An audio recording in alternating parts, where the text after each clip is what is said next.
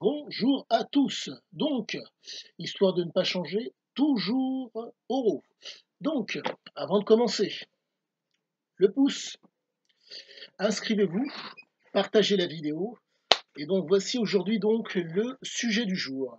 Pour quelle raison Ziké ne recommencez jamais deux fois la même chose? Petite chose pour rendre le visionnage d'autant plus agréable. Mettez la vidéo à la vitesse de lecture 1,25. Vous allez voir, c'est pas mal aussi. Donc, j'en reviens. Sachez que donc aujourd'hui 35 relectures en cours de oraux et troisième relecture en cours de parodie. Donc à savoir, la raison pour laquelle Ziké ne recommençait jamais deux fois la même chose est la suivante. J'en reviens à chaque fois à la genèse. Père légionnaire, mère grecque. Donc, les légionnaires à l'époque, sachant que Ziké est né en 49 et que le père a fait la guerre de Tobrouk, ce sont des gens qui étaient cantonnés pendant 5 ans dans un camp pour, entre guillemets, être aptes à aller au-devant du combat. Père légionnaire d'origine albanaise. La mère qui est grecque.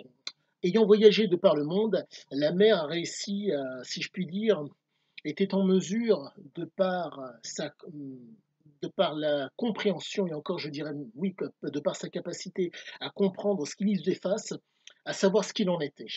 Et ça, c'était, on va dire presque limite surnaturel, si vous voulez.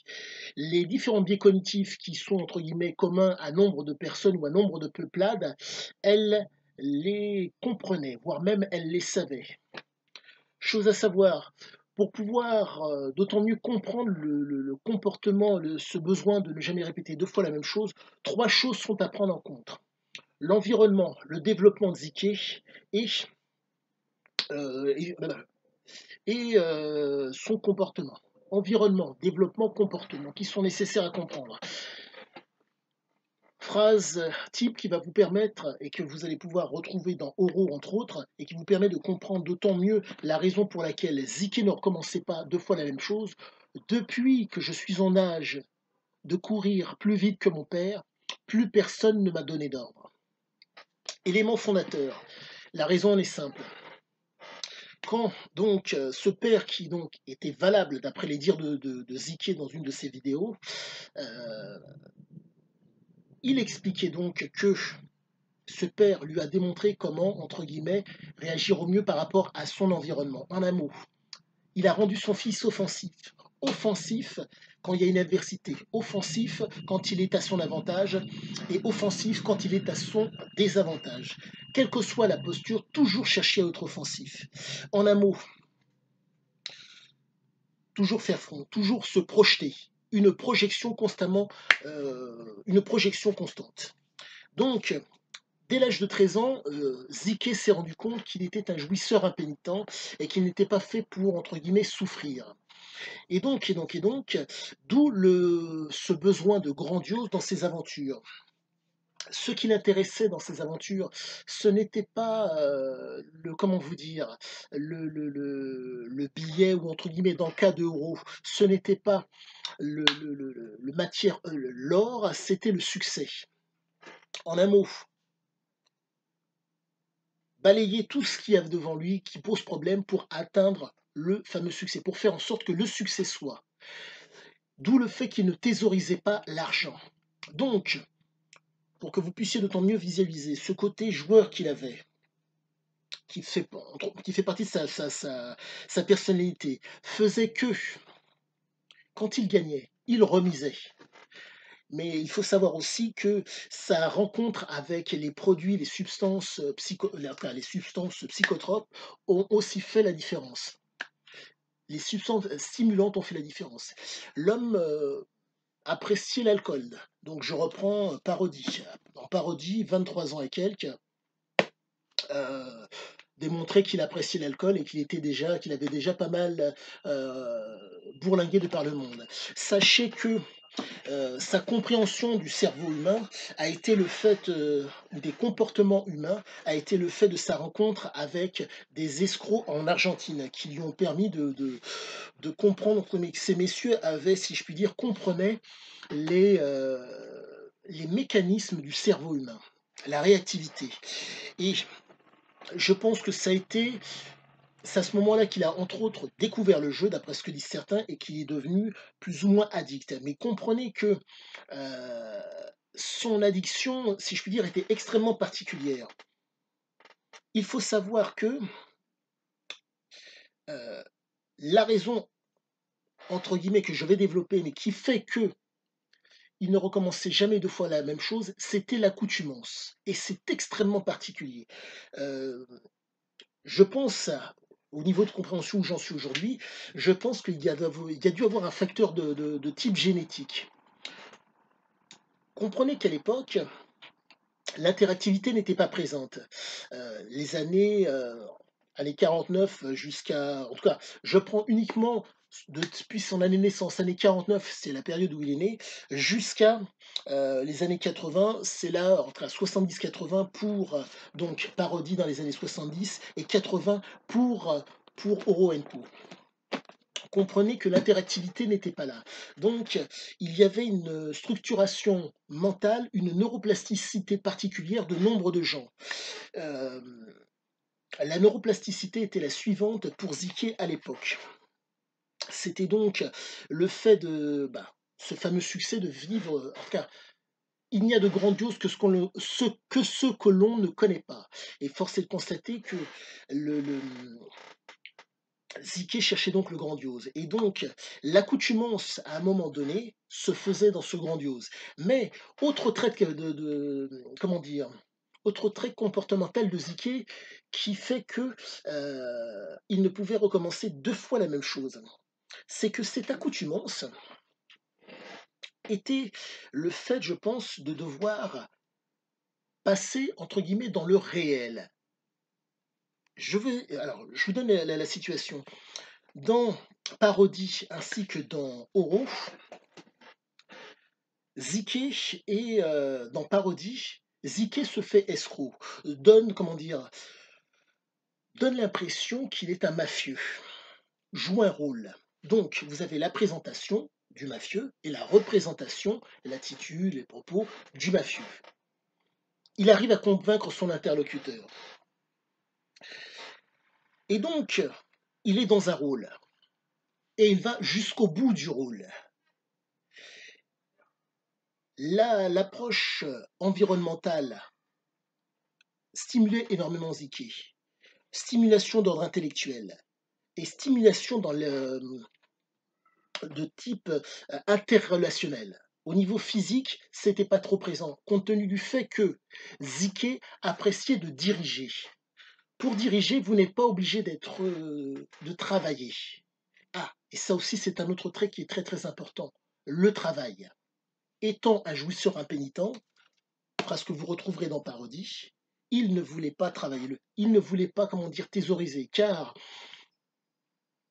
de par le fait qu'il a pu voir au Maroc, sachant qu'il a vécu de 49 à 56, et que les moyens donc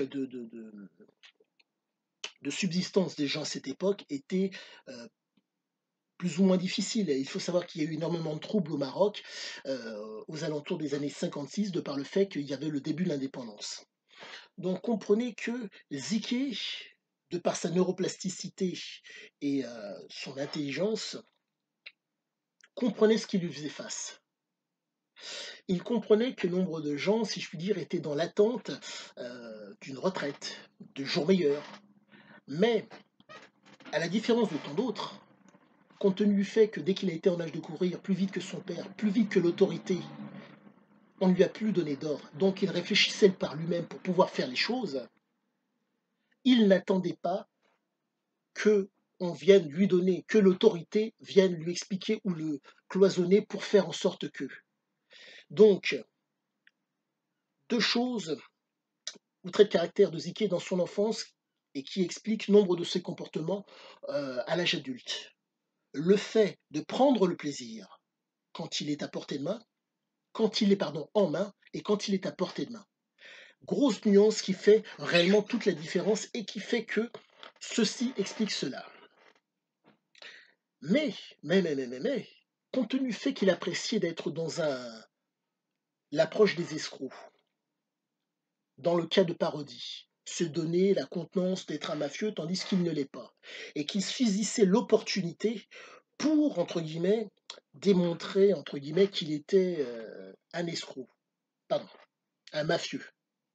Force est de constater que c'est un rôle. Et l'une des raisons qui fait que il y a accoutumance et qu'il y a, entre guillemets, lassitude, aussi due aux drogues, qui fatigue l'organisme, mais au-delà de ça, c'est que à un moment donné, il vous faut, il lui fallait à un moment donné être dans le réel. Donc, passer de ce statut de faire en sorte que cette présentation et cette représentation deviennent réelles. Donc, vous avez un passage dans Parodie où il explique qu'il aurait dû flinguer quelqu'un, flinguer des gens. Des gens viennent le solliciter. Donc, des gens viennent l'avertir qu'il va falloir, s'il veut continuer à rester dans ce rôle, à passer dans quelque chose de réaliste. Ce n'était pas un mafieux, mais par contre, c'était un escroc. Donc, escroc qui joue les mafieux, et donc la réalité la réalité le rattrape, et pour lui dire, monsieur le mafieux, pourriez-vous passer à l'étape supérieure? Et ça, c'est à ce moment-là qu'il il a voulu arrêter. Et il a dû arrêter sous peine de devoir justement être dans le vrai, être dans la réalité. Et c'est à ce moment-là où ça ne l'intéresse plus. Maintenant, passons à Oro. Dans Oro, il explique, suite à sa séparation avec Diane, qu'il n'y a pas d'avenir avec lui, entre lui et Diane. Pourquoi? Parce que du jour au lendemain, quoique du jour au lendemain, il peut devenir millionnaire, voire milliardaire, et tout flamber.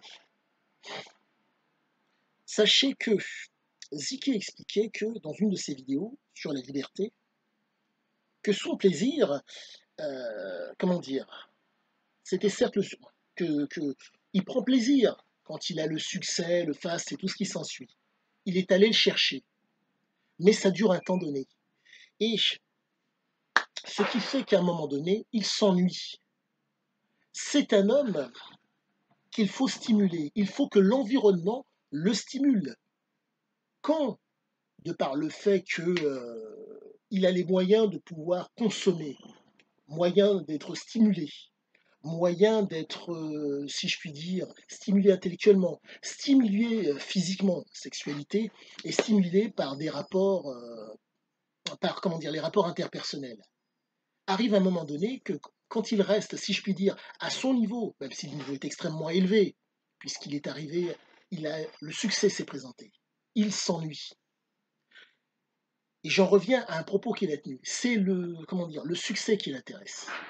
Et le succès pour lui, d'une aventure, car pour vivre les choses, petite nuance qui fait toute la différence, c'est qu'il faut partir de rien. En partant de rien et en allant plus haut, et donc en nettoyant le passage pour arriver au succès, c'est ça qu'il faisait, si je puis dire, qu'il faisait bouger, l'action et le beau sexe. Mais au-delà de ça, la drogue aidait. Mais comprenez que quand il arrivait au succès, au summum, ce succès, basé généralement sur une escroquerie,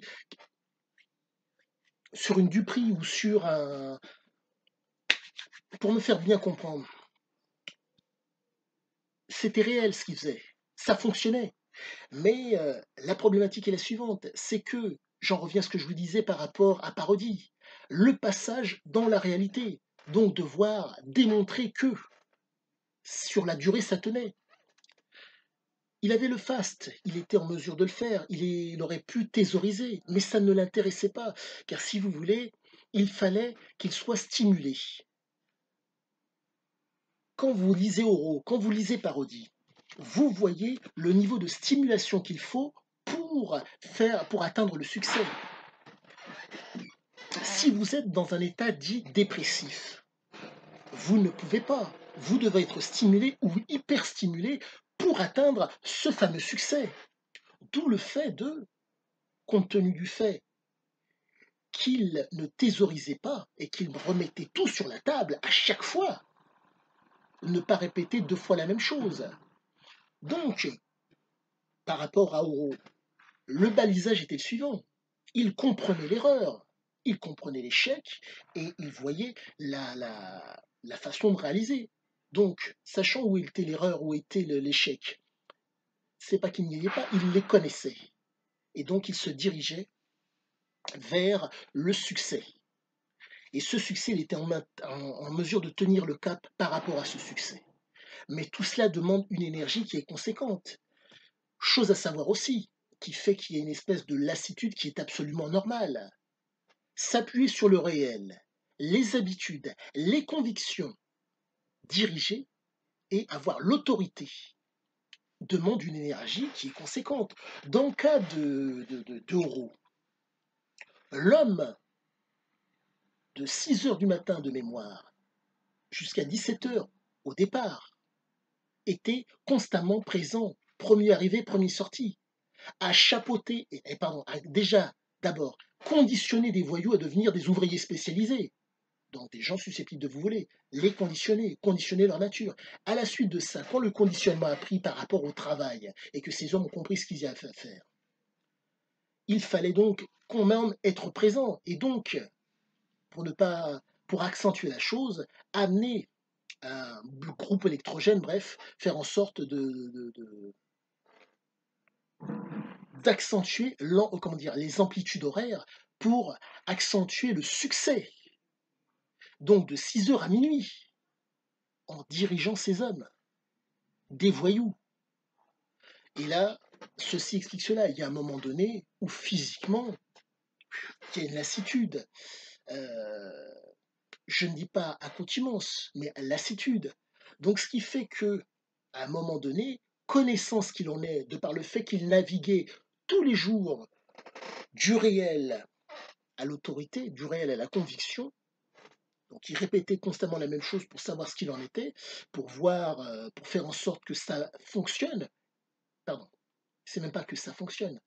Pour rester dans le succès, il y a un moment donné où il y a une fatigue. Et au-delà de la fatigue, compte tenu du fait que c'était un être qui voulait le grandiose, à un moment donné, il a voulu donc,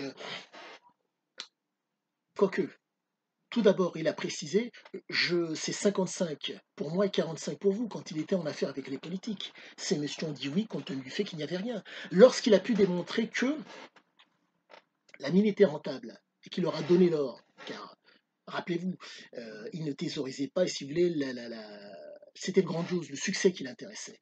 Ces messieurs ont mis en doute et voire même ont voulu le chasser de la mine. Mais comprenez, de 6 heures à minuit, le travail était effectué. Et ces messieurs se sont uniquement focalisés sur le côté ponctuel de l'or qui leur était amené et ne voyaient pas l'amplitude horaire et la démarche à faire pour pouvoir sortir l'or et faire en sorte que, si je puis dire, le succès soit présent. Donc ces messieurs ne comprenant pas cela, ils sont passés à côté d'une chose qui est proprement exceptionnelle. Quoique non, c'est même pas exceptionnel, c'est tout à fait normal. Ce sont les politiques. Ces messieurs, les politiques, si je puis dire, d'une certaine façon, quand ils ont en main quelque chose, ils sont contents, et quand c'est à portée de main, ils sont contents. Tout leur était ramené. Et ces messieurs n'ont pas compris cette chose. C'est que tout leur était amené, certes, mais la contrepartie, c'était que ils fassent de Ziké l'actionnaire majoritaire, sans pour autant travailler. Donc, ces messieurs politiques ne travaillaient pas. Et ils n'ont pas, comment dire, ils n'ont pas compris que la force de Ziké, c'est sa dynamique. Vous pouvez être plusieurs intimidants, mais ne pas savoir le travail. Mais vous avez un mec, une dynamique qui connaît le job et qui fait le job. Là est sa force. Mais aussi dynamique que soit l'homme, de par sa neuroplasticité, il y a un moment donné où il y a fatigue, où il y a, si je puis dire, accoutumance. Et comme c'est un homme qui a besoin d'être stimulé, cette fatigue et, si je puis dire, cette accoutumance interviennent. D'ordre mental, j'entends bien. Accoutumance mentale. Et non, pardon, et pas fatigue. C'est plus de l'accoutumance que de la fatigue. Et comme il a besoin d'être stimulé, il gère tout ça pour repartir de plus belle. D'où ce comportement.